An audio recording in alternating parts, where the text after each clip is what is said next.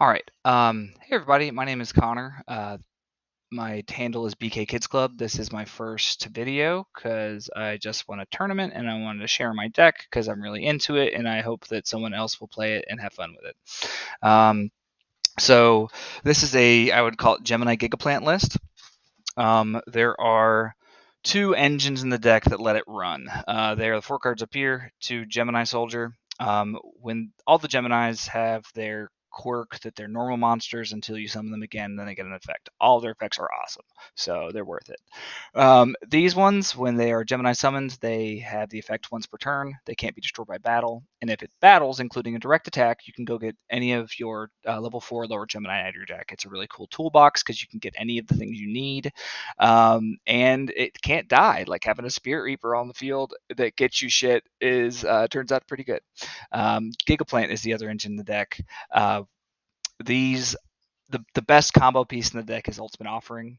With these four cards, you can go nuts. You can get your whole deck. You can make a ton of rank 8 combos. I will show you guys the replays and or share the replays, and hopefully you guys will enjoy those because they're really cool. All right, so let me do the play, but I'll do the card by card, and then I will go over some of the plays that you can do. So here was Blazewing Butterfly. They're an insect. It gets any Gemini monster out of the graveyard by tributing itself, so you can get Gigaplant, and Gigaplant can also summon Blazewing Butterfly. It is really sick. 3 Dark Valkyria. This guy is the best Gemini level 4 that you're going to get normally.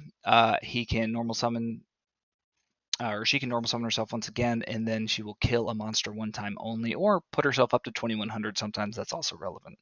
Evocator Chevalier, he is a 1900. Really, his usefulness is getting rid of supervise to get a guy from your graveyard and killing a card, and really, you mostly get him out when you need a 1900. So that means you're not leaving yourself vulnerable to Shura. You're not leaving yourself vulnerable to Flameville Fire Dog. Alias, lots of times you don't want to leave an 1800 out in the field. A 1900 is just fine.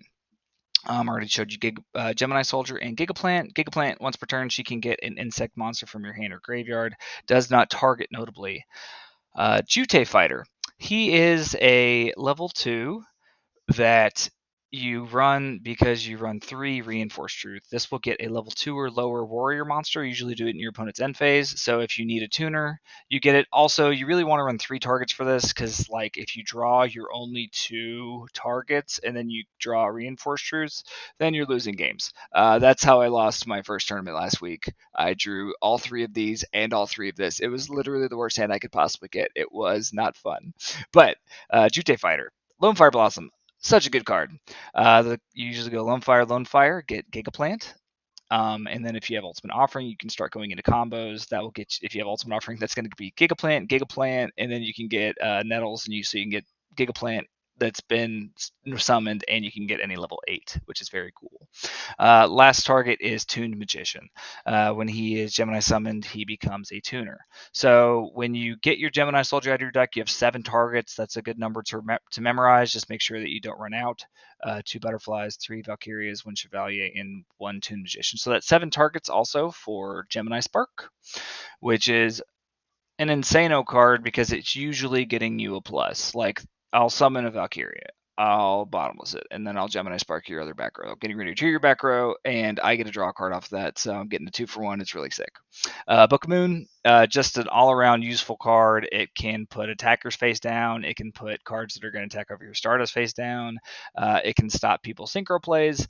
I don't know if I'm going to play more than one. I think one has been very good, and I like it. It's good against me. If you see my deck, you should side in Book of Moon. Future Fusion. Future Fusion is nuts because it can ditch Gemini to the graveyard with Super Alloy Beast Raptinus. Normally, if you have nothing else and you need to get some action going, you will send Gigaplant and Blazing Butterfly because that's a little combo there. You can get back Butterfly, that summons Gigaplant, which summons back Butterfly. That leaves you a level 4, or you can get any of your other Gemini's out of your graveyard. Very cool combo. If you already have access to Butterfly, like say you have Future Fusion, Butterfly, Ultimate Offering, then I would probably send Gigaplant and Tuned Magician because he can start getting you level 8 synchros. If you really want to, you can get Gemini Soldier because that can get you any card out of the deck, but probably just getting the Tuned Magician safe. Um, let's see, 3 Gemini Sparks, 1 MST. MST is so good, clears back row out. I don't run Heavy Storm, so I need as much back row removal as I can because there are Royal Decrees running around, there are Royal Oppressions running around, and having 4 main deck outs to those as well as my extra deck, I have ways to get rid of back row. Supervise is an MVP in the deck. One of the best draws you can get is Lone Fire Blossom Supervise. You summon Lone Fire Blossom, get another Lone Fire Blossom, get a Gigaplant, get a Supervise. Gigaplant will get back one of your Fire Blossoms, and then you contribute it to get back Nettles. So that essentially gets you any level 8. So the power play is Stardust and Gigaplant, and then set a bunch of defensive traps, and then pass. Next turn, you have a Gigaplant online, so you can go get another Gigaplant if you want. You can go get another level 8. The world is your oyster. Or if you have a Reinforced Truth set, you can go get a Jute Fighter, go get another Gigaplant. So you're left with a Gigaplant with effect and 2 level 8 synchros, and that's really hard to get over, especially if you have like this and a Archfiend. We'll go over those later. And then 3 Upstart Goblins. Upstart Goblin is very necessary. You want to draw your Lone Fires, you want to draw your Ultimate Offerings. So if you have that 37 card deck, your odds are just a couple percentile closer to getting these cards. They're also great side out cards. I generally side 4 or 5 cards around, and it's easy to go 1, 2, 3, usually Jutei Fighter and a Reinforced Truth, and get a few cards out. The Trap Suite, we just run as many defensive traps as we can to protect our monsters because really they'll do the work. I can make a ton of level 8s from this. This can kill monsters. This can get back all my other dudes. This can get more dudes. So all I need to do with my traps is kill shit. So Bottomless Trap Hole, Dimensional Prison, Mirror Force, 2 Wing Blasts. These cards are great because you tend to dead draw a lot in this deck. If you draw too many monsters, that's a common theme. You draw your level 2 tuners you don't want. You draw your Gigaplants. This puts them in the graveyard. That means you can get them back with Blazebing. That means you can get it back with Gigaplant. You're having your best life. Reinforced Truth. This card is so good. This card wins so many games. People think they're safe. They get rid of your board, and then in your end phase, you activate Reinforced Truth. Go get a Gemini Soldier. On your turn, you normal summon it, and then you go get a level 4 every turn. If you have a Gigaplant in the graveyard, you can go get a Blazing Butterfly, which will get back Gigaplant, which will get back Butterfly, or get back a plant. This card opens up so many lines in the deck. It is so incredibly good. Solemn Judgment, you run a common play as the deck is summon a monster, set 4 or 5 back row. So Solemn Judgment and 2 Starlight Road. This card is incredibly necessary. I've very rarely cited out. There are a ton of Heavy Storms, Torrentials, Mirror Forces, Black Rose Dragon, Ab Zero effects running around. And then the MVP of the deck, Ultimate Offering. I think that no one gave Gemini the time of day, and they didn't think that this worked. This is nuts. If you have Ultimate Offering and a Lone Fire Blossom, that means you can get out 2 Gigaplants and a billion other things. If you have Gemini Soldier, you can get out anything else in your deck and then use its effect. This card is so good. One of my favorite plays is when you have a lot of back row, you activate Reinforced Truth when they attack. You summon this idiot. They're like, okay, I'll attack a level 2 normal monster, and then you activate Ultimate Offering because you can activate it in your opponent's end phase or in your opponent's battle phase. It normal summons the soldier. It doesn't die by battle, and then you go get anything out of your deck. That usually wins games, and it's really cool too because if you get Valkyria off of that little cool exchange, you can again use Ultimate Offering in the battle phase to summon it. That way you're playing around Torrential Tribute. So on your turn, it's already summoned, activate effect, destroy your monster, and then attack with this. You can't Torrential Tribute this because it's in the damage step. You can also make things miss timing with Ultimate Offering. Say I activate Upstart Goblin, I'll chain Ultimate Offering and summon a dude. That's going to make your Bottomless miss timing. That's going to make your Torrentials miss timing. So this card is nuts. It's the best card in the deck. I won because I solemned the Dust Tornado that was going to kill it, and that's why I won the tournament. All right, we'll go side deck. Actually, we'll go extra deck because that will tie in with the deck. Super Allies Beast Raptinus is what you reveal off of Future Fusion. It sends Geminis from your deck to the graveyard. Really unfortunate when it gets giant trunated because sometimes you don't want to send 4 of your 11 monsters out of your deck to the graveyard. You're leaving yourself with not so many things you're able to do in your deck. But sometimes it's necessary. You want to get this out. This is sort of an Ultimate Offering light. and this can go into crazy plays that people don't expect. Armory Arm. Armory Arm, you run all evens, so 2, 4, 6 in the deck, so we're running all 4, 6, and 8s. If someone gives me a 3 or a tuner that I can't use, I don't care. I need all of my space.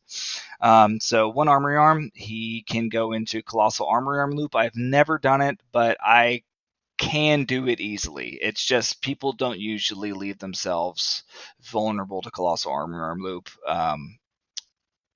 Where you want to go for it. Like you don't want to do it under any back row or anything. Anyway, 3 Blackroot Drago. This card is great. It is one of the best level 8s in the format, but you can't get it because it requires Gemini monsters. We run all Gemini monsters. Haha. So with Blackroot Drago, you are able to use its effect once per turn. You can discard a Gemini monster, destroy back row, so that's why I have some more back row hate. Like that's 4 main deck MST Gemini Sparks and extra deck monster that can kill back row. And then most notably, when this card is destroyed and sent to the graveyard, you can select one monster in your graveyard, Gemini monster in your graveyard, special summon it, and it gains its effect. So if they have a Solemn Judgment set and you go Blackbird Drago and they Solemn it, you're going to use its effect to get back a Gemini, which will usually be Gigaplant. It's going to get its effect. You can use Gigaplant to get back the Nettles and go into another one. If they destroy it with Torrential, then you go Gigaplant, Nettles, another one. So that's why you run the full suite of 3. There are times where I've needed all 3, especially against the grindy matchup like Hero Frogs. It'll be 3 turns in a row where they're like, Ab Zero, and be like, okay, Blackbird Drago, attack, get back Gigaplant, my turn. Go into a Blackbird Drago, attack. They go into another Ab Zero. So I need a lot of resources, and having 3 of these is necessary. You only run 2 6s in the deck. That is Goyle Guardian and Bryo. You can get that with any of your level 4s and Nettles or Jute Fighter, or Toon Magician and Gemini Soldier. So you just get the 2 best ones, and when you need them, you need them. Sometimes, like, you have 2 dudes out, they attack 1, you're not going to be able to do anything in the end phase. You get Reinforced Truth, get a level 2, and then you have to go into a 6. Colossal Fighter, he is really good against like Black Wings when they're holding Kalutes in their hand and you need to just attack over stuff and not have to worry about it. Also good against Honest, so this card is great to have as a resource.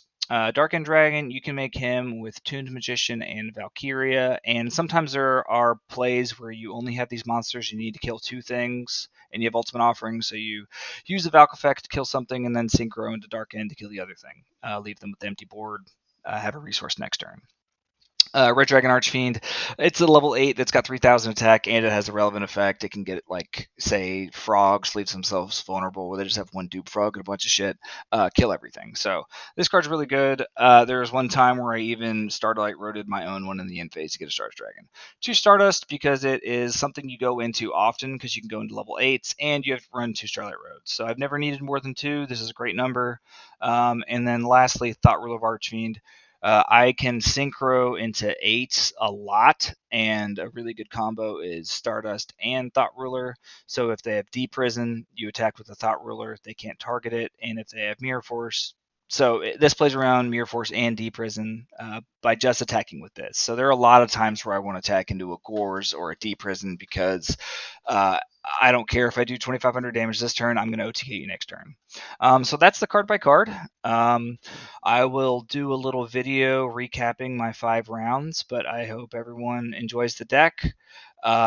And if you have any questions about it, you can PM me on Discord. I am BkKidsClub, #8745. I would be happy to talk about the deck. Thank you guys so much, and I hope everyone has a good night.